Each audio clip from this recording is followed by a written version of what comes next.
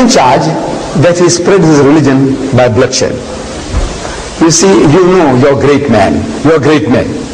Thomas Carlyle, you heard about him? One of the greatest thinkers of the past century. In 1840, in England, he delivered a series of talks on heroes and hero worship. And you know whom he chose as his hero prophet? Muhammad. You know that, sir? Muhammad, his hero prophet. Not David, not Solomon, not Moses, not Jesus, but Muhammad as his hero prophet. Your man, Thomas Carlyle, and he defends Muhammad. Listen to him. After all, look, who was bribing him to say the things that he was saying? I want you to tell me. He said, look, some Arabs bribed him in 1840 here in England. When the Arab world, the Muslim world was down in the gutter, the whole lot of it. This Englishman, the Britisher, Thomas Carlyle, he says about this accusation of yours, sir, the sword. He said, the sword indeed. But where will you get your sword? He said, every new opinion at its beginning is precisely in the minority of one. In one man's head alone, there it dwells as yet. It is one man against all men. That he take a sword and try to propagate with that will do little for him. He said, first you must get your sword. Where do you get your sword?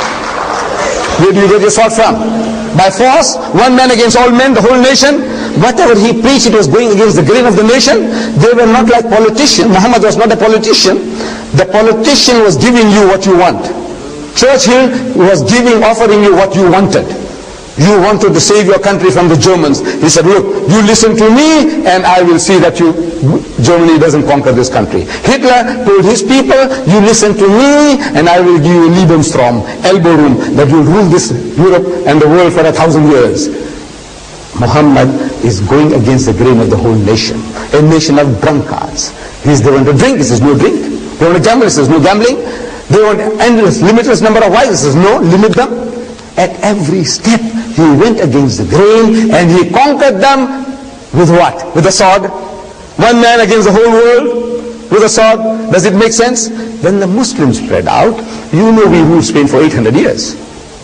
If 800 years the Muslims ruled any type of force, even economic force, we wouldn't have been thrown out of Spain. 800 years. We ruled that country, and when we were kicked out, there was not one man left in that country to give the azan. Reason? Because they didn't use any type of force. We ruled India for 1,000 years, the Muslims. And after 1,000 years of Muslim rule, when partition takes place, the Muslim gets 1/4, the Hindu gets 3/4.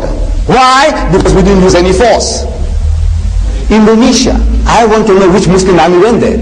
130 million Muslims. Malaysia, which Muslim army went there? The whole of East Africa, which Muslim army went there? The whole of West Africa, which Muslim army went there?